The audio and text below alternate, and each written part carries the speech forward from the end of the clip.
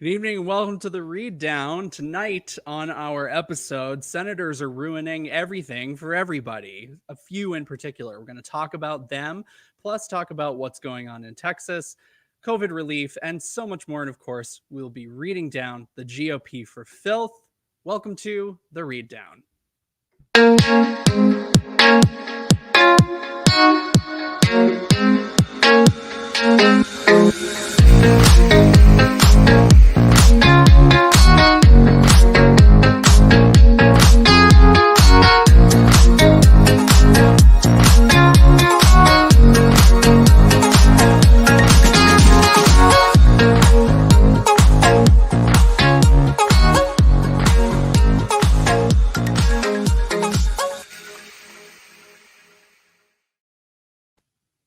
I've been off for a couple of weeks, so I forgot that we had Joe and Kamala in our opening sequence. That gets me every time. Anyway, welcome to the Read Down, your weekly progressive political hot take put on by the Stonewall Democratic Club. My name's Jonathan Welch. I am your moderator and host for this evening. I'm going to bring in our guests, but first, my wonderful co-host, Ebony Murphy-Root.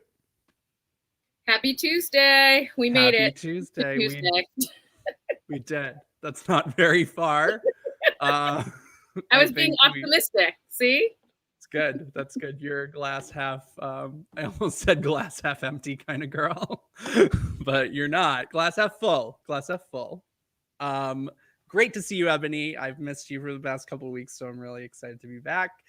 And we have some wonderful guests tonight. Alex Mohajer is not with us tonight, so standing in is she's a friend of the show. She's a disabled poet from the lovely city of Long Beach that we know a thing or two about, don't we, Ebony? Kelsey Bryan-Zwick. Hello, thank you. Kelsey, it's so great to have you. Welcome. Can't wait to get into it with you. Our next guest, he is a big guy with a big heart for his community. His community is Santa Barbara. He's wonderful. I'm excited to have him, Jordan Killebrew. Hi, everyone. Hi. Thank you for having me. This is exciting. Thanks for doing this, and thank you for joining us from the outdoors. Of course, yes. The great outdoors. Here we are. The great and beautiful outdoors. This is what happens when we're in Southern California. All four of us are, and we can enjoy the outdoors. We don't rub that into anyone's faces out on the East Coast or in the South who have been having difficult weather. That is actually one of the things that we're going to discuss tonight. It's our first topic as we get into the weekly read down, which is we're covering all of the latest topics in the news. First and foremost, Texas has seen, it's been all over in the past week, Texas has seen an unprecedented winter storm that knocked out power for millions of Texans. Water, frozen pipes. I mean, it was a total nightmare. President Biden is supposed to go down to Houston to survey the damage and to also speak with local leaders on Friday. But in the meantime, the big story is that Texas Senator Ted Cruz, one of the people who could do something about this whole situation, decided to go with his family to Cancun. Let's say, first off, one of the reasons why Texas had the problems that it had is because Texas has its own power grid. So I'm going to give it to Ebony. What can Texas learn from this whole experience? Do you know anybody in Texas? Like, give us your thoughts on Texas. I do have some friends in Texas. My friend Shanita moved down to Houston. I've got a friend in Austin, Christina. And here's what I have to say. A lot of people, especially from the Northeast, especially from my home state of Connecticut, moved to Texas because it's cheaper. And I get it, right? Like, we're millennials, we have student loan debt, we need affordable rent and mortgages. However, a little regulation every once in a while will not kill you, right? Regulation keeps people alive. Regulation makes it so when there is an unforeseen weather circumstance, you're not going to get a $16,000 bill from your Texas cheap company. So I hope and this is not to shame anybody, right? But I hope that people begin to recognize that a little bit of regulation on behalf of the government for the people protects us. I've been really saddened to see that children have died, old folks, people are getting these humongous bills that are going to take years to dig out of.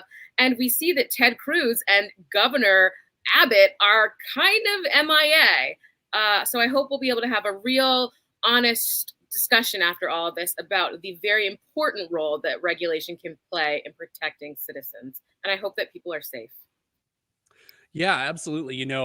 You're talking about power. The biggest thing was that the power was out. The power grid belongs only to Texas. And Texas has also invested in alternative energy, solar, wind, but they didn't winterize any of that. We had Governor Abbott, who was on television talking about kind of blaming the Green New Deal, which never actually came to Texas. And he was saying like the Green New Deal has come to Texas. I'm going to go to Kelsey. Kelsey, what do you think about the response, in particular, the governor? Do you think that there will be any consequences paid? Well, first and foremost, my heart goes out to everyone in Texas who is dealing with this. But yeah, I'm trying to read my notes. I guess I don't understand how people can be so invested in, our capitalist structure and then still not believe in people coming together to buy in bulk, right? Which is basically what our government is. They're supposed to get a really good deal for the people that are pooling their money together. And we're not investing in the infrastructure that is really going to sustainably bring us into the future. And to, have regular systems collapse so that they're having to bring in more expensive out of state or out of regular the regular circumstance, bringing those resources in. California is going to face that too. Like, we don't have enough firefighters to fight our fires, so we're going to have to start paying for privatized this, that, and the other. And the longer we ignore the circumstance that we're in is in this generation and in this time period in terms of climate change, the greater the circumstances or the repercussions we're gonna face. So I hope we start getting some realists in office soon. Yeah, it's you bring up the energy bills. Ebony brought this up too. The people are paying all of this money.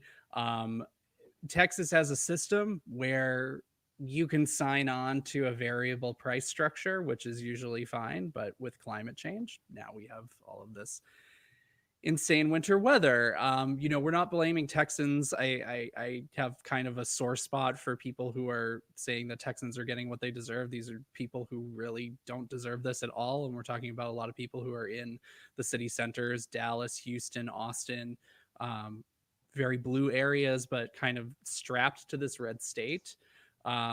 Greg Abbott's up in 2 years. Jordan, do you think that, or not up in 2 years, he's up next year. Next year is the election. Do we think that he's going to pay a price? Do we think that anybody's going to pay a price, and how do we organize against them? I think, sorry for the dog in the background. I think that there is a huge price to pay, because I don't know what I'm seeing of Abbott is I'm seeing him take like a Trump approach of like, let's blame everyone, let's blame this person, and not actually be there for the people, or help out the people. Same with Senator Ted Cruz, like poorly done. I have family in Houston and in Austin, and friends in Austin, and it's unfortunate the stories that they've told me. They have young children, and they're having to figure out what to do and how to provide for them during this whole crisis. And it's just frustrating to see blame being taken. Like, there's no room for that when your people are looking for you for leadership. Like, lead, do something for them. Don't blame it on the Green New Deal. And so I was really excited to see AOC and Beto and President Biden really show kind of like, hey, we're going to come together and we're going to show up for these people. Because at the end of the day, they're people. Like, they're human beings that are trying to survive. I really wish that in politics we can come back to that. Like, you need to take care of your people. Like, where is that? Where is the compassion? And so I'm really hoping that there can be compassion. But to answer your question, I don't think he has a fighting chance. Like, it's in a year. Like, I don't. Like, how do you kick off your election campaign or re-election campaign when you're not even serving your people? So I don't know.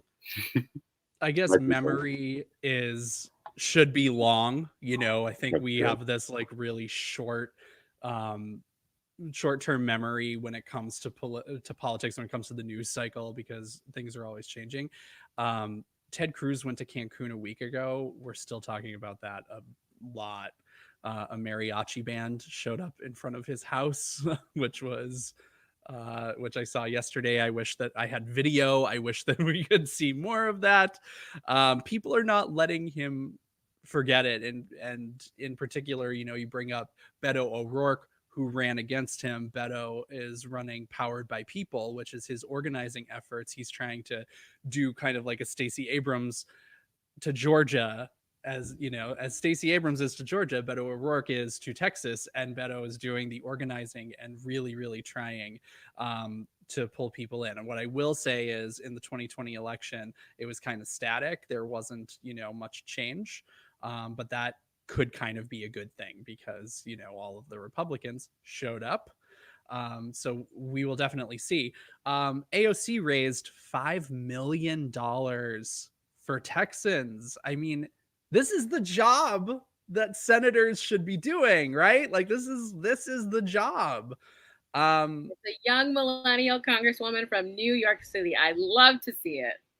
Do we remember too I lived in New York and Hurricane Sandy happened in 2012, I believe, and I had to be evacuated. I lived in Long Island City, had to be evacuated because we lived down on the water for over a week, couldn't come back. And we had people were asking for aid. It was getting held up, and guess who was holding it up? Ted Cruz. So Ted Cruz is the person who's kind of holding up a lot of progress. He's not the only problem senator. We will get to that in a moment, but I want to stay on AOC for a minute. I want to stay on that $5 million. Ebony, do you have any thoughts about? I have so many thoughts. A lot of my Gen X friends, God love them, they don't like her, right? They have some acronym, always on camera, right? And my point that I always tell my 8th graders is that you can use social media for good, right? You can, if the camera's in your face, use it to help other people. And that's what I see her doing. Maybe it's a generational difference. And of course, some Gen Xers do love her, but the hate that she gets, and I'm like, she's always trying to help others, and like $5 million to help people in a state where so many people hate you and demonize you. I just think that's like the ultimate flex. Thank you so much, Congresswoman, for doing what the electeds of Texas, so many of them, are not. So that was it was like overnight. That was incredible. She's so impressive and so generous. Absolutely. And isn't it a little Trumpy to say that that we only care about the people who vote for us? I mean, this is where the Republican Party's going. They only care for the people who vote for them. And after Trump, how do you say anyone's been on camera a lot? Like, right? And she does that so she doesn't have to spend time on the phone with really, really, really, really rich donors. Yeah.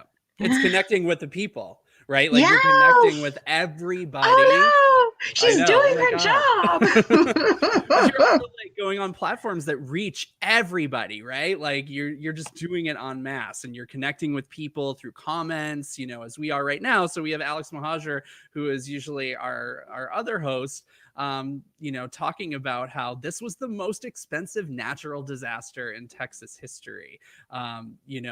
I talked to someone. I work for a company that's headquartered in Texas. I talked to my boss today, and he, he's pretty much like on our side of things, and he was just like, I love to talk about how our easy, like, clean Republican government in Texas always like has everything together when it comes to public works. And now what can we say? Like, you can't really. I feel like it does come down to this infrastructure war, right? Though, like, they're using these natural disasters to build in times of crisis where people aren't paying attention, whereas like we're trying to advocate for like a system in which we won't get caught in these really, really bad situations, but it sort of means intervening beforehand and, oh no, we can't spend that money, but we can. So yeah, we got to keep an eye on what they do in the wake of all of this, right? One of the things that that could sorry, we just had a loud boom here in East LA with a flash of light, and my dogs are crowded around me, so I don't know what's happening. I think we're safe. I hope you're okay. I think we're okay. You okay, no. buddy? He's okay. We're doing okay. We're going to monitor that situation and give you more breaking news updates as they come. But let's see. I totally had a thought. Oh, yes, that's right. Infrastructure. We bring up infrastructure. Secretary of Transportation, Pete Buttigieg. This could be an opportunity potentially for him to flex a little bit. Jordan, do you think that this is a good opportunity for us to start talking about infrastructure? I think it's absolutely. I think if we don't start now and we don't follow up with, okay, this can be prevented. Okay, let's actually put the dollars behind it so that this doesn't happen again and so that we don't lose lives. Absolutely, it's a time to act. When I think about let's not spend the money, I always think about, well, how much are we spending on military? Like, how much are we spending on all of that? And that's not to come at the military, but also like, let's put into perspective, because if we're really trying to take care of our own and, what do they say, make America great, whatever that bullshit is. Sorry, I don't know if I can cuss. You can totally cuss. And also I love that you don't know the slogan. Let's forget the slogan as fast as we can. Anyways, yes, absolutely. Absolutely. Make America whatever. Then why not put the money down? Like, I think infrastructure is not a sexy topic. I think it's sexy because then what we're doing is we're making sure that we have a strong foundation for us to build. And I'll say build back better. I'm going to use all the slogans in here. Let's just go for it. But essentially, I really just think we need to take a moment, and COVID helped me remind myself, like, to take a moment to pause, reflect, assess. We have not done that as a nation at all. We've just gone. And we haven't taken a moment to actually say, okay, let's take care of ourselves. Let's figure out what we need to do for ourselves.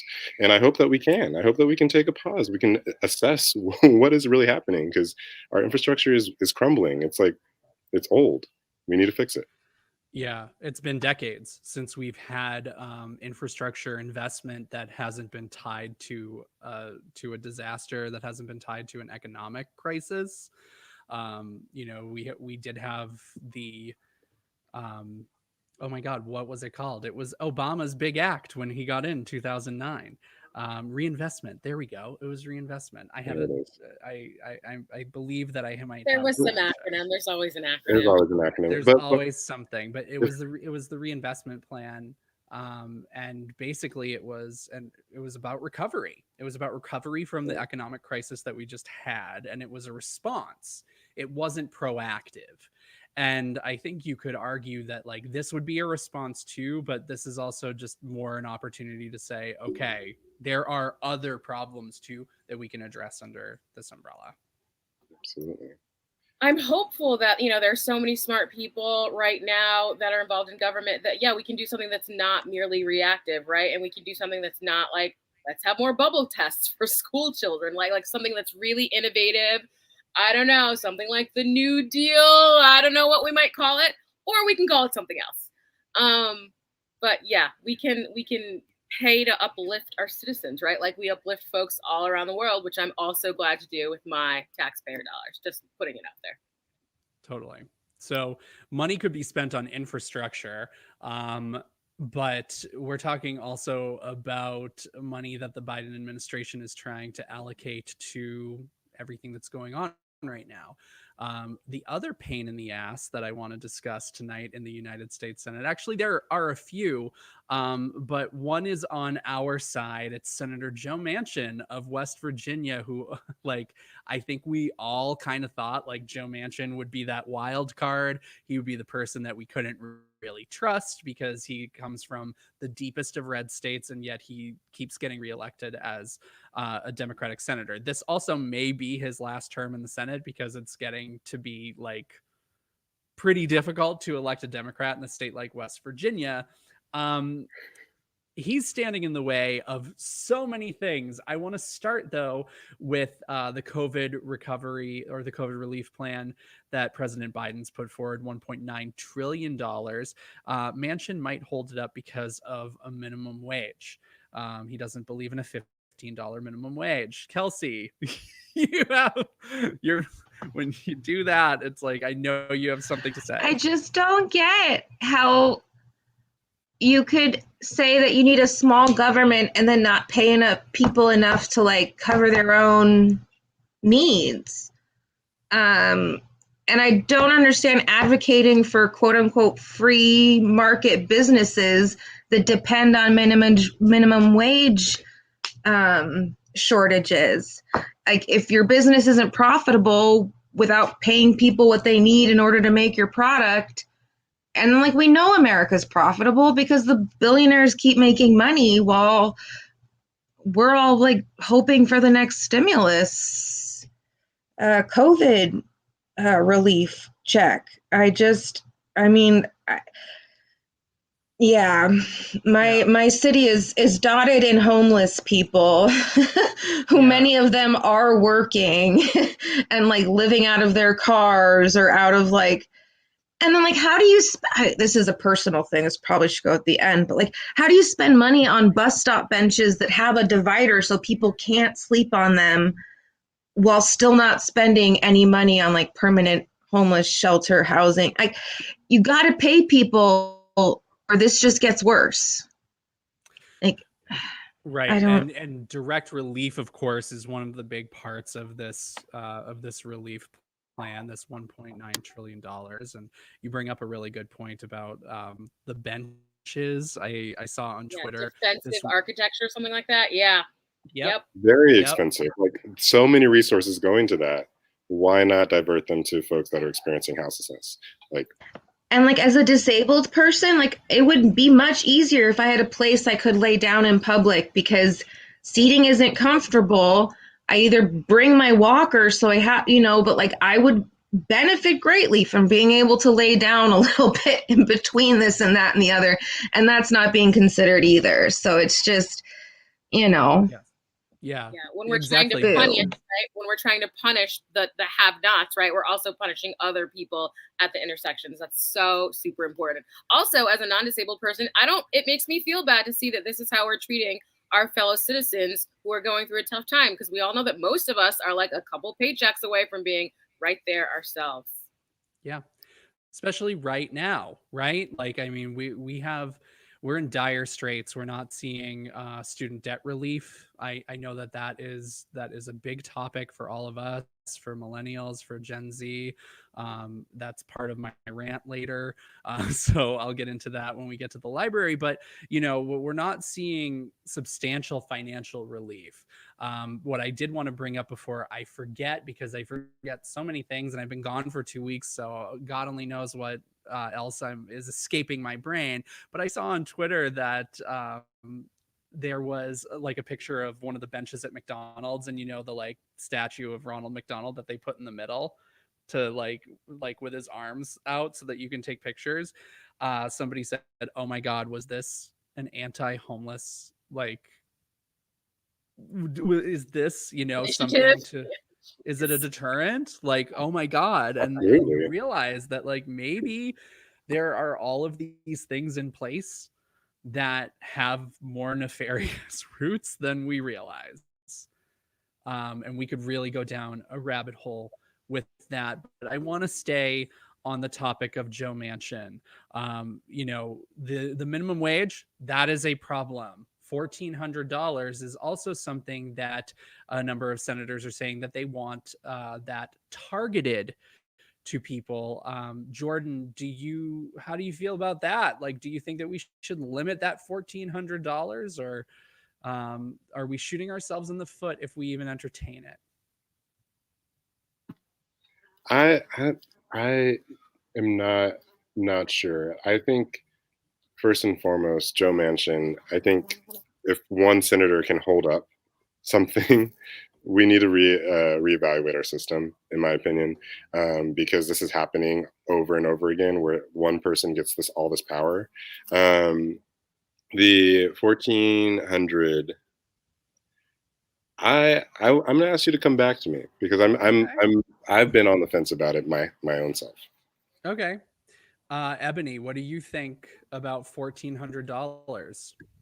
Give the people the money. Here's the thing about income. Income tells you very little about how people actually live. I'm a teacher. I actually have like a fairly decent income. It took me a lot to get here, right? It took me a lot of investment in myself that my family didn't necessarily have to give, my widowed dad, to get me to have this, what appears to be a very upper middle class salary that I am far, far underwater to achieve. So like looking at somebody's 2019 income tells you nothing about like what bills they have or who they're helping. Just give the people the money. They'll spend it at Del Taco. They'll spend it wherever, and it will be cycled through the economy. You know who's not going to cycle money through the economy? Elon Musk, who, guess what, decided he's not actually going to go to Texas because their infrastructure sucks. So give the people the money. This is a great comment, a question from Shane, who said, will out-of-state corporations moving into Texas help build new infrastructure? Well, no, because looking at Texas, you can't afford it, right? Like Elon Musk couldn't afford to move Tesla, to move SpaceX out there. If anything like this happened, and it's not about money, it's about I think they do some testing out there. My friend helps with that. Not them, but a different, anyways, they do have a testing thing, I think, because he complains a lot. He's like, I have to go to Texas. There's nothing there. But not now, COVID, but yeah, turns out he can do his job remotely, so. If I can jump in, I'm just baffled that it's, not more. I think that's the hard part, is just like, okay, $1,400. I completely agree, Ebony, like give them the money, but why not more? Like, why are we just stopping at that? My thing is reparations now. If you're cutting people checks, like let's take into the account that like, okay, maybe not income, but we definitely know statistically, like if you're a Black or Indigenous person or brown person, like you've suffered disproportionately from this thing. Like people are dying like that. There's not a greater price to pay. And, I'm just saying, like, yeah. Right. Point taken. That's my vote. Yeah, I know. You're right, Jordan. Our standards are low, right? We're like, please, can we have $1,400? Give us $3. Why is that? Why? Like the entire wealth of this nation and yet belongs to the people. Like, no. Let's envision more. That's my rant later. But. Okay. Well, we'll get to that in a few minutes, but it is important to say that that there are communities that are disproportionately affected more than this. But also to Ebony's point, look at your 2019 taxes. Well, 2019 was a very different year. We lived in a very different world, right? Like, so many of those people who made a good income in 2019 didn't make that income in 2020. So to say, all right, we're going to reevaluate that is kind of a bait and switch. Of course, Georgia's 2 new senators campaigned on trying to get that. But it's important to note that it's not their fault. It's important to note that it wouldn't be President Biden's fault. It's important to note that it's one person's fault who can hold up the whole thing, the whole process. It's not just that kind of legislation that he could hold up. He could also he and other senators who would filibuster this could also hold up the John Lewis Voting Rights Act, which is something that will help us to protect our democracy and expand the ability to vote. There are currently over 120 bills in state legislatures right now that are geared towards limiting the ability to vote in each state that they're sitting in right now. So that is entirely a possibility, that we see more voting restrictions unless we pass a bill like that. Do you guys think that, and I'll just open this up to the group at large, but do you guys think that that if we don't protect that we're going to see some of this stuff pass? And what do you think could happen in terms of like lawsuits, and what kind of protections are out there?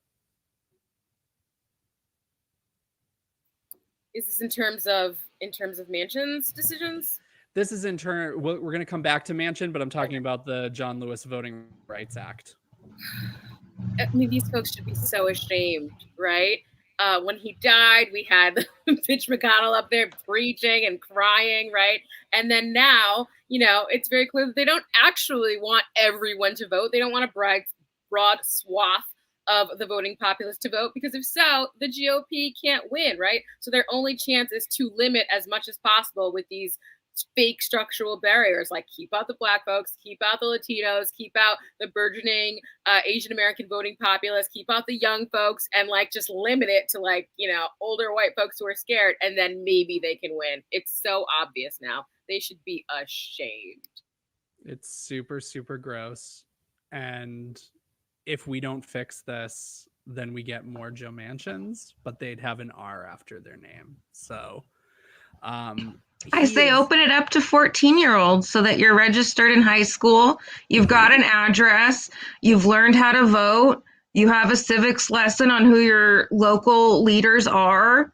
None of that I had, and it's hard, to figure it all out for yourself. So yeah, I think if we lower the voting age and we just start capturing that younger generation before they know what to do, there'd be no stopping some of the positive things that could be accomplished.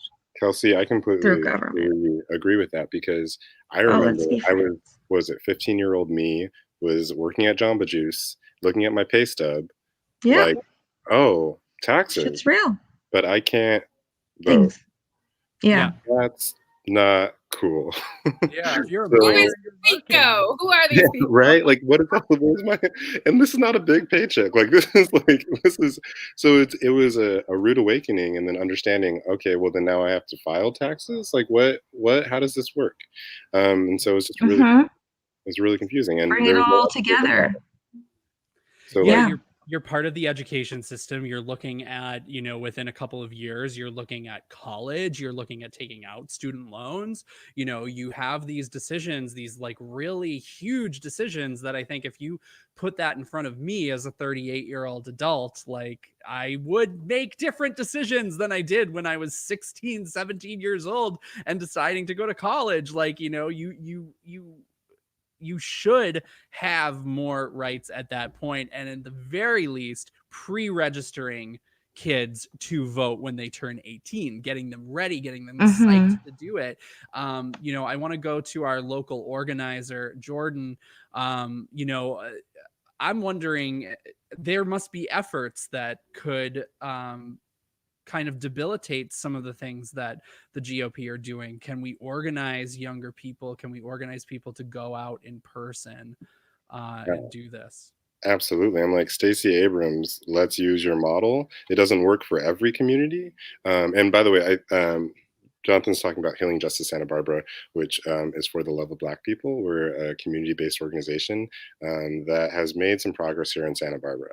And really grateful to our founders, Simone Ruskamp and Crystal Seagard Farmer.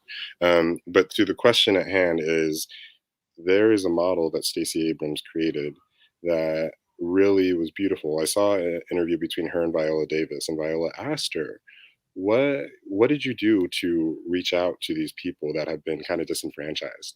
What did you say? And she, Stacey Abrams in her brilliance said, I asked them what they want. And it comes to what I'm talking about is visioning. What do you want? Where do you vision? What do you need? And having those conversations, you get them to realize that, oh, you can get that through your government. You could get that if we show up to vote, if we do all these things to really change this narrative, change our government. And so I think we have all of the pieces. We just need to put them together and work harder. Because I'm really, really nervous about 2022 and 2024 because GOP's mad. They're not as they are organized, but they're mad. They're kind of not seeing eye to eye right now, but they can get organized and get some stuff passed. So I am nervous about what could happen, and I just hope that they, being an American and not being able to vote. What's going on? Like, why is that a thing? Why GOP do you feel that you need to restrict people's voting power because you're going to lose? Well, then maybe shift your model. Like, why why force why try and restrict people from voting? Why not look inward and say, wow, some of our beliefs are not working. They're not working for people, and people aren't signing up or not joining them. So why not shift? Why not look inward and take that feedback and, do better? They have to cheat, right? They have to cheat. No, I mean, it's true, right? Because it's like, and I've been saying this actually a lot too, Jordan. I'm not a Republican, I'm a progressive Democrat. But we have to have an opposition party that isn't batshit crazy living on an entirely different planet. Like, we need to have an opposition party that's actually somewhat with it and strong and doing the right thing, and that we're trying to strive for the more perfect union together, just with different visions of how to achieve that. And they're clearly cheating their way through. So, and post 2012, right? Didn't Romney and a few others say, hey, we should try, and then at CPAC for like a couple of years, they found some crazy brown folks, but they never really went there to try to appeal to a wider swath than that crazy base. And, so now this is what they have to do to win, right? Keep people out rather than bring people in. It was in the autopsy. Remember the autopsy? And then that was their whole thing. We need to bring people in. We need to bring in younger people. We need to bring in minorities. We need to start talking about LGBTQ people. And they did none of that. They did none of it. Came. Exactly. I'm very curious. I think was it after? It was either after McCain or Romney when the GOP did a report on what went wrong. And I think that's what y'all are talking about, is that they were like, oh, people didn't feel like connected to us and did all this other stuff. And so I just feel like I'm going to stop there because I keep on alienating Republicans, and I don't know. I'll just stop there. I'm from Connecticut. I knew decent Republicans. I knew I do too. Liberal Republicans. There used to be liberal Republicans way to the left of Joe Manchin, right? So, I mean, at least we were arguing about the same reality. I feel like that has really completely, and I'm the same way. I love to engage with anyone who's willing to discuss, but it's the things you're saying, if I can't find a real point in order to, it's been very strange these last few years. It's not strange. It's been sad and angry. It's sad. It's sad, the state that we can't even have a dialogue. We can't even have a dialogue. We can't convince people that their reality, that their perceived reality is actually not real. That's what we have to achieve first. Governor Abbott's blaming the Green New Deal, and it's that's what the conversation. It's no. I mean, if you can't wear a mask for basic safety, I have a really hard time knowing how to negotiate that space. Because for me, it's a big ableist moment, right? People are intentionally harming other people because they don't believe health is a thing, or that disability. I don't know why they would take that risk and why they would put their families through that when they America got it the worst. It did not start here. It did not have to happen. It was our reaction. And I It didn't make any other part of medicine easier during this whole thing. So it's been, yeah. I felt that with COVID, last March, there was so much information, but everybody was taking it seriously. And then when they saw that Black and brown folks were disproportionately affected, it was like, oh, okay, never mind. And this goes to this point. Sorry. That Marissa, no, this is great. And Marissa Andrea Moore says they've been trying to keep Black people under. This is a GOP response, right? Like their goal is to have a ruling class. And so they're marginalizing in any way possible. And I think that's a very good point, Jordan. You made it so plain, Jordan. Yep. And now they're doing it with the vaccine. They keep going, Black folks don't want to take the vaccine. And then all the Black folks, i.e. me, are like, I want the vaccine. And they're like, no, Black folks don't want the vaccine. My dad took it last week. Like, we do. Like, yeah. Maybe talk to some Black people. So did disabled people.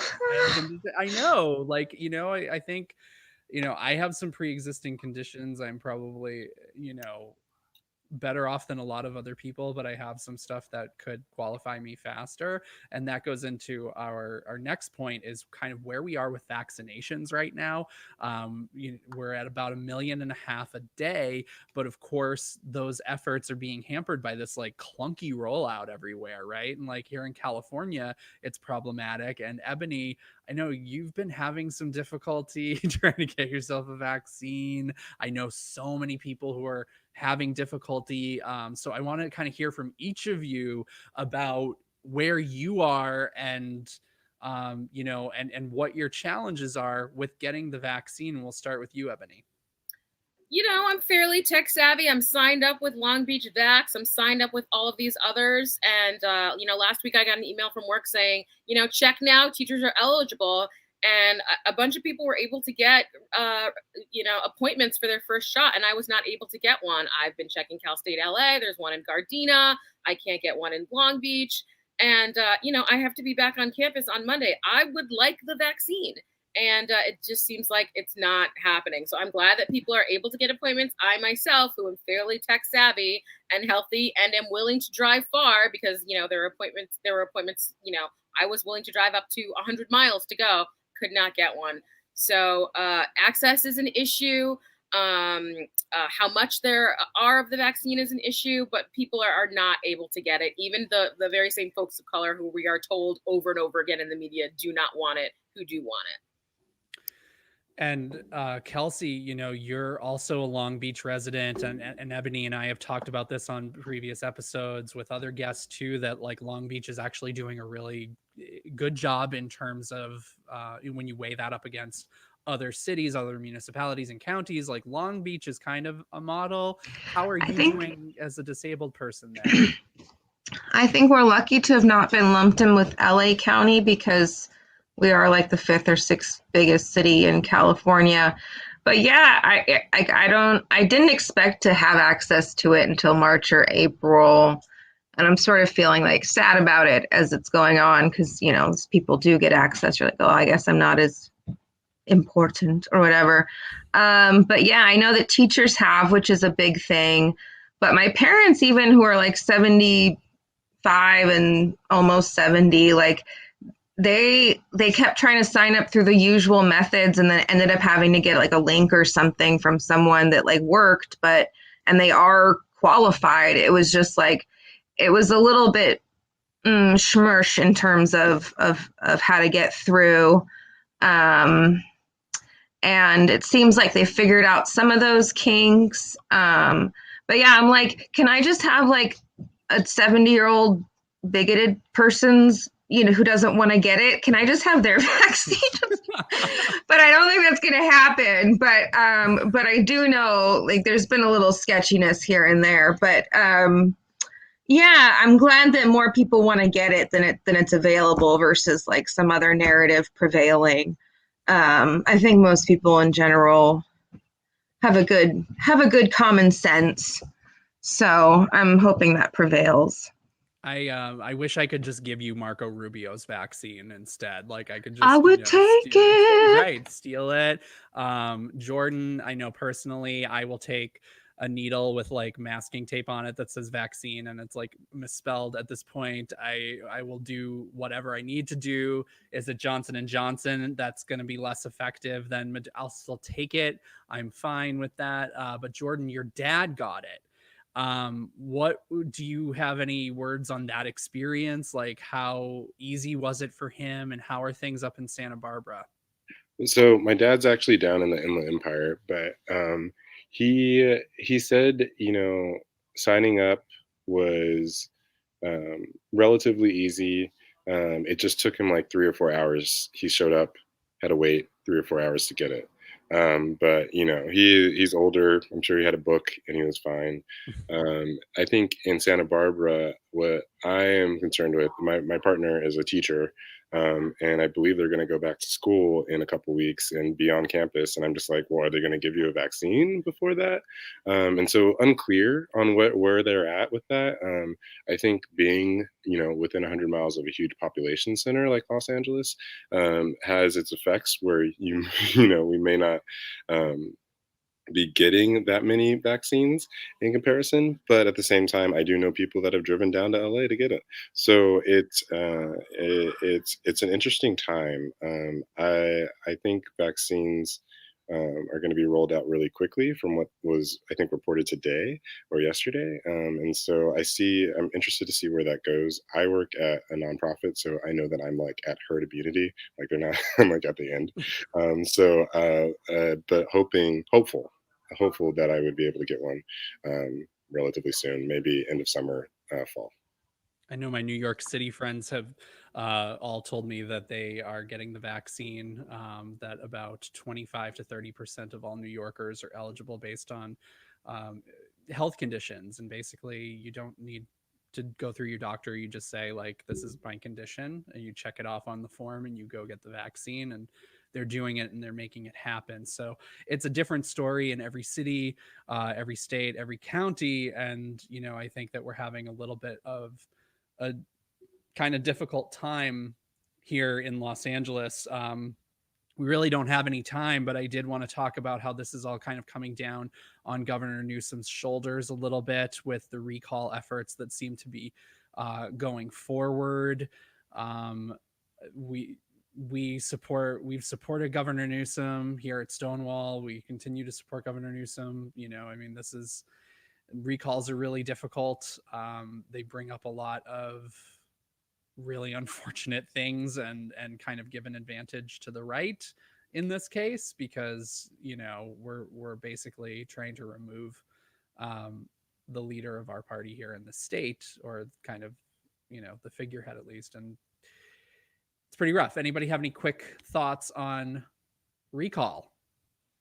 I mean, it's certainly going to suck up a lot of bandwidth and energy and money that we could be putting into other races that we want to maintain.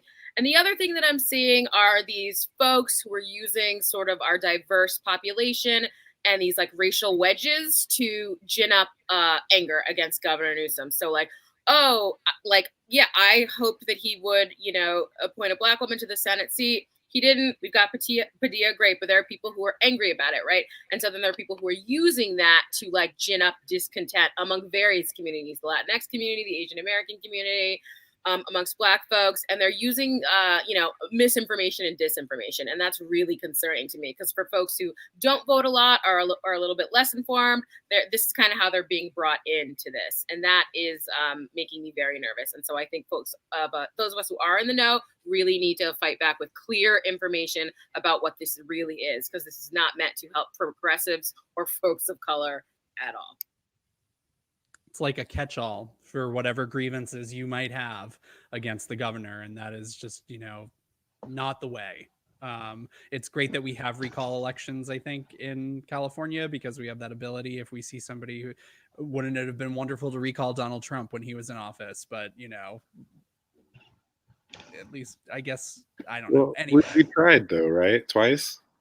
What's that? Called, yeah, we tried. Yeah. It was Impeachment. Impeachment. It's a little bit different. It doesn't go to the people's vote, but yeah, I mean, we did whatever we could. Yeah. So we've come down to the end of the episode, to the library. The library is open for us to read anyone we would like for filth, or to sing praises. I mean, let's keep it positive if we want to, or let's go down into the gutter. This is completely fine. This is not a Michelle Obama, they go low, we go high. We can do whatever we want. And with a couple of minutes, I am going to start with Ebony. Ebony, what do you have to read? I have something that has been weighing heavily on my heart. And, you know, when something is weighing heavily on my heart, we discuss it in 8th grade English. So we did it today. There have been a rash of hate crimes against Asian American folks in big cities in our country, in New York, in LA, in small towns in the Midwest. It's all over. And so we talked a little bit about the history of how Asian American folks are treated in this country, about how the model minority stereotype is used to both like pretend to praise Asian American folks, but then also to cudgel them as like, you know, white adjacent folks who we can use terms like the China virus and the Kung flu against and assume that they won't fight back. And so, you know, I feel very strongly, I think most people know this, about cross-racial solidarity. And I'm not fooled by this idea that some folks are putting out, that Asian American folks are the enemy, right? Asian American folks are my you know, have been, have been allies to me. Many have. And we have to know about the history of this country and how various groups have been used against one another. And even if you happen to have, like, you know, a valid issue with another person of color, with an Asian American person, you don't solve it by going to attack their grandparent who's walking home from the grocery store, okay? So we need to be really clear that we need cross-racial solidarity to protect all vulnerable folks of color in this country, and the issue is white supremacy. The issue is not elderly Asian American folks who we attack as they are walking home from the corner store. So I hope that folks are, while we're giving to Texas, also paying attention to the groups who are attempting to help the various Asian American communities, and really being vocal upstanders, as we use in middle school parlance, to stand up for Asian American folks who have been attacked in this way. That's my read. Thank you, Ebony. You know, it takes all of us, and like you said, white supremacy, that is the enemy that we all have to band together to fight, especially white people. We need to fight that within our own families, within our own groups. Like we need to fight back and get each other's backs. So thank you for that reminder. That has been a very disturbing trend over the last, you know, few months that we've been hearing, and specifically in the last few weeks, it's been ramping up. Kelsey, you are a friend of the show, so you are very familiar with the library and the reads. So I'm wondering if you have anyone or anything that you'd like to read. I guess I'm going to go with the general American healthcare system. I think it's time it's learned its lesson.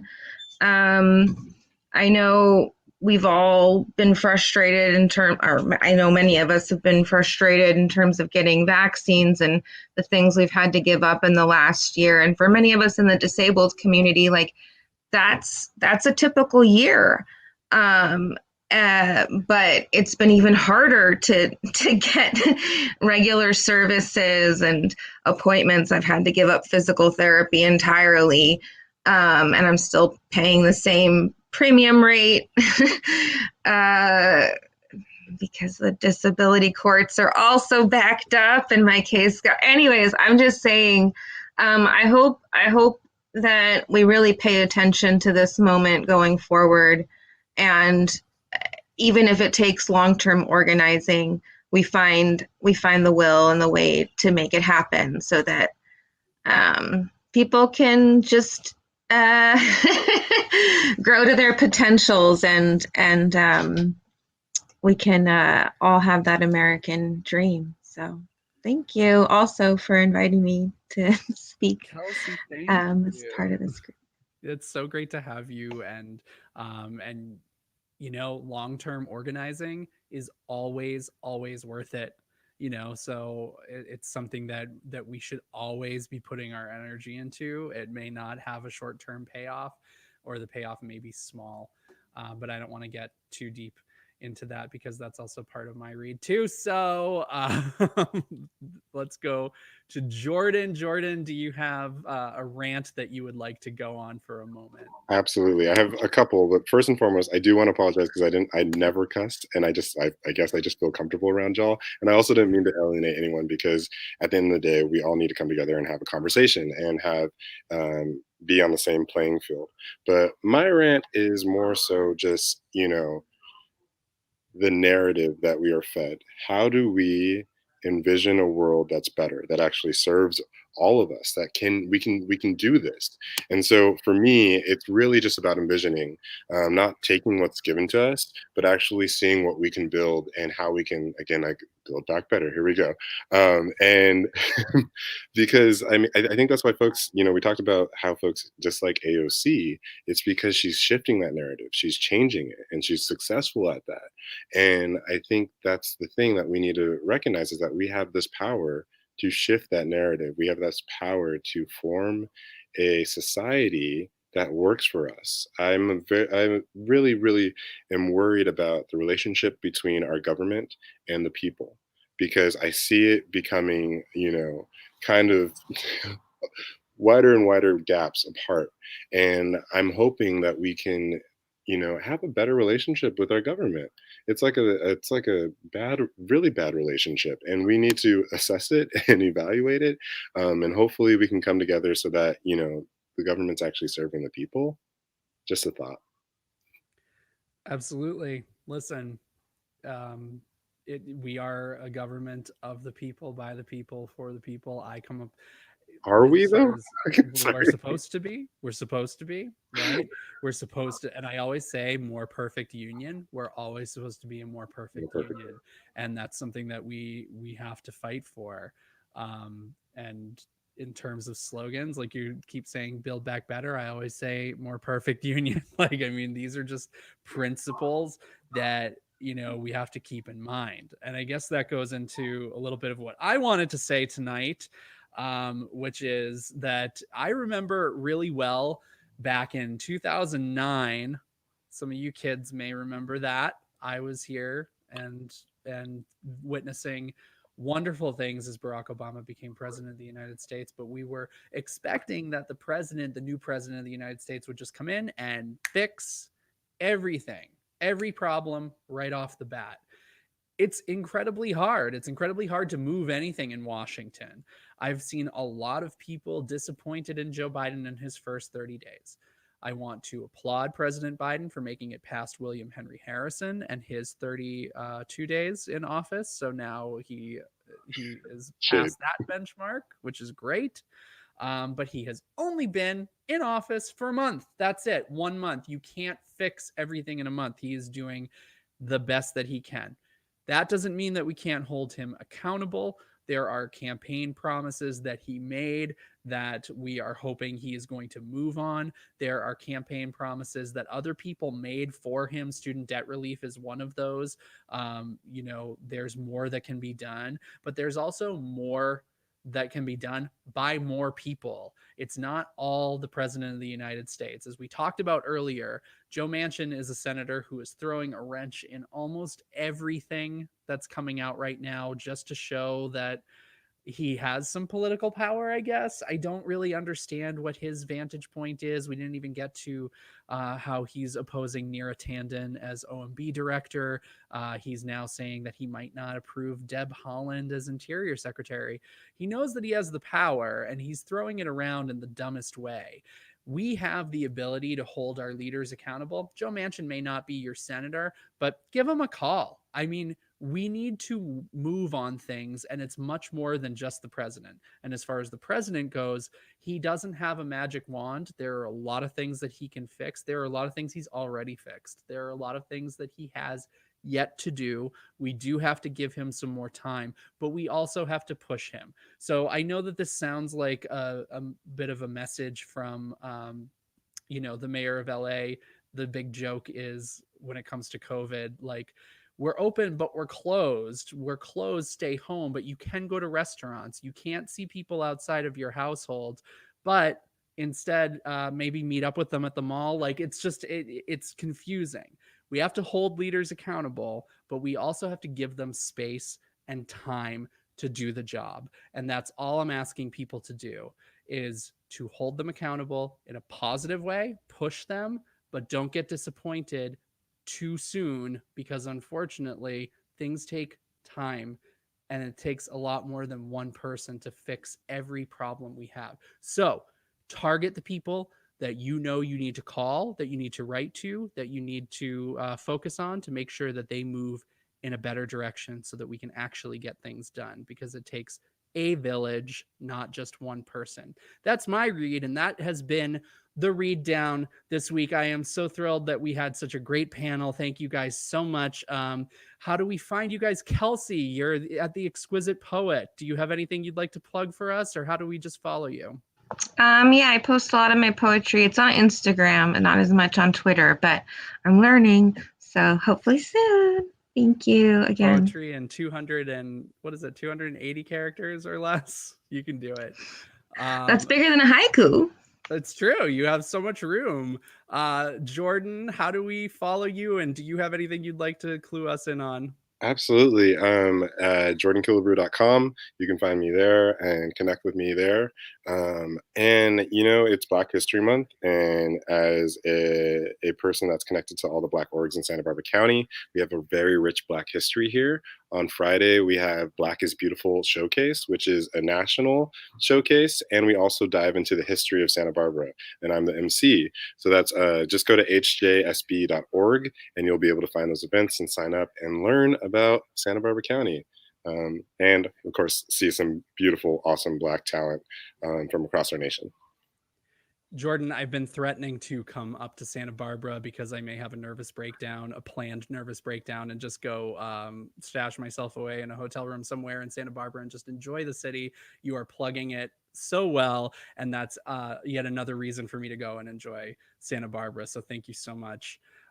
Thank you so much to you guys, and to Ebony, of course. It is so great to be back with you. And shout out to everybody. I know you're probably going to get to this, but our winter party is going to be popping. And I know Lester was on, and I don't want us to get in trouble. So please come to the Stonewall winter party. Our mayor, Robert Garcia, is getting an award. There's going to be raffles and gifts. Do come. I even have an at-home outfit ready. So perfect. You're making me remember that I need to get an outfit together for this event. So I'm very excited. That's this weekend.